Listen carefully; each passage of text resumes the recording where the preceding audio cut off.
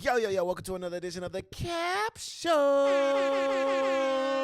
It's your boy, you know what we're here to do. We're here to react. So, I've been hearing about this 1,000,000 subscriber video by Ren, so you know what I'm here to do. I'm here to check it out and react.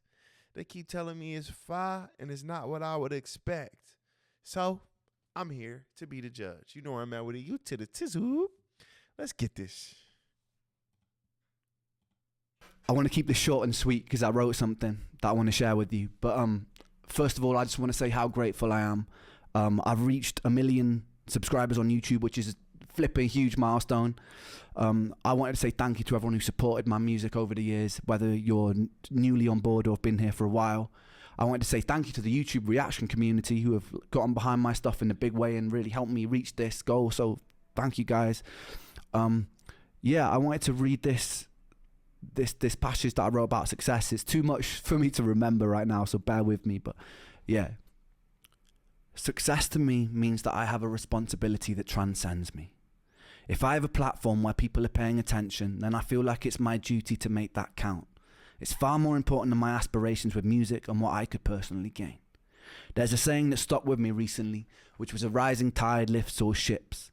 Somehow, by finding success for myself has meant that I can find success for the people around me, and that makes me feel very rich.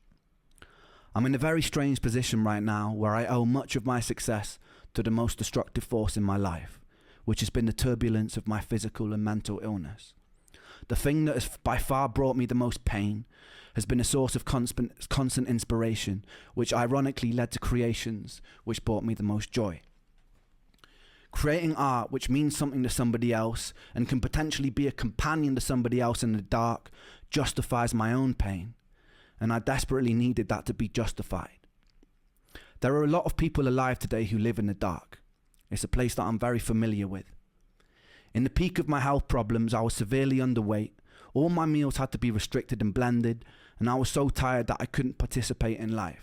I couldn't socialize, I couldn't watch films, I couldn't read. My bones constantly hurt. Even standing in the shower was excruciating and exhausting. And this went on for years, with no answers. Nobody could have ever convinced me during that time that my pain and suffering would be a source for something good, because it felt insidious. Nobody could have ever convinced me that something constructive can come from hurting every day. But I'm here to tell you that if you are hurting every day, don't be afraid. One thing I know to be a constant law of the universe, is that life is inconsistent. Life is beautiful and life is hideous. Life is kind and life is cruel. Dancing inside this dichotomy and inconsistency makes me know that you won't hurt forever, whether that comes from resolution of what you're going through or acceptance of where you are. You won't hurt forever. You don't know yet whether or not your pain conceals gold. It definitely conceals wisdom, and it's definitely a catalyst for filling you with empathy. So stand strong, my friends, and don't let the darkness consume you, because once you know the dark and become intimate with it, you become very capable of wielding the light. You could be instrumental for changing this world for the better. There's nothing humble about shrinking or doubting yourself because you are large. You can be ferocious and you could be magnificent. For the medical industry, who too often let people fall through the cracks, it's your duty to do better. For the people living in the light, who have either stepped out of their shadow or have never had to walk beside it, it's your responsibility to put out untainted love. Our own greed, desire to ferociously expand, and decisions rooted in self-interest can benefit ourselves in a material sense, but can be very destructive to the hive and the world around us, ultimately hurting ourselves. So we really must consider that if we're going to step into a bright future. As humans, we have an incredible potential, and it would be a shame to throw it away.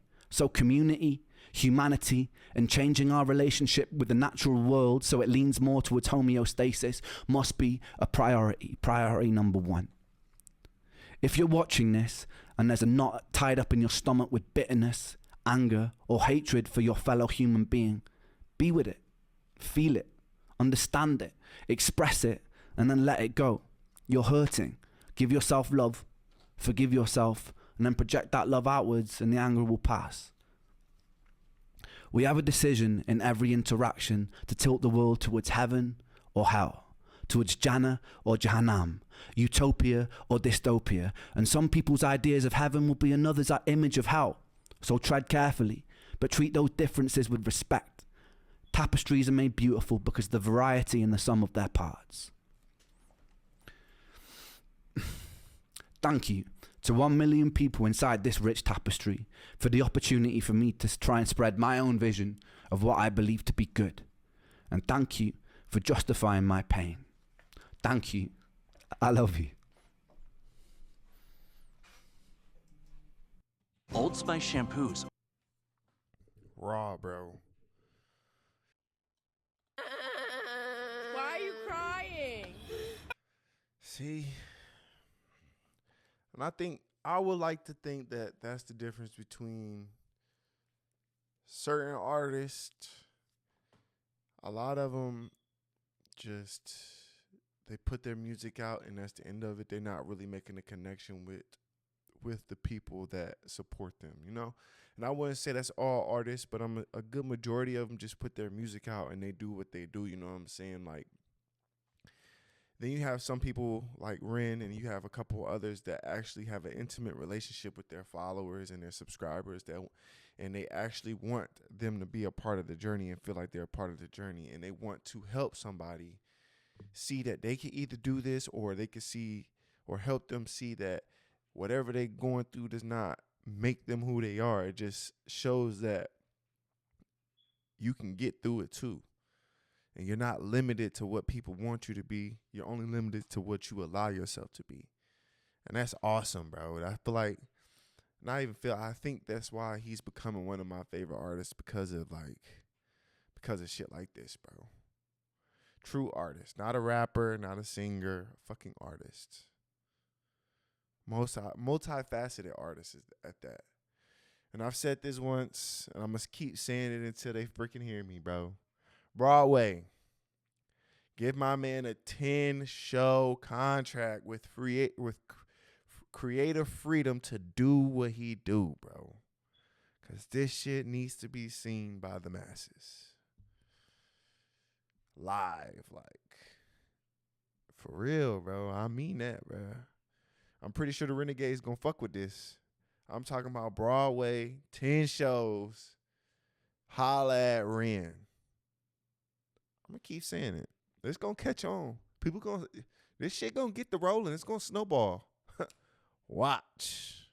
But hey, very heartfelt. I fuck with it. Genuine as hell. Can't get no more genuine than that, bro. Real shit.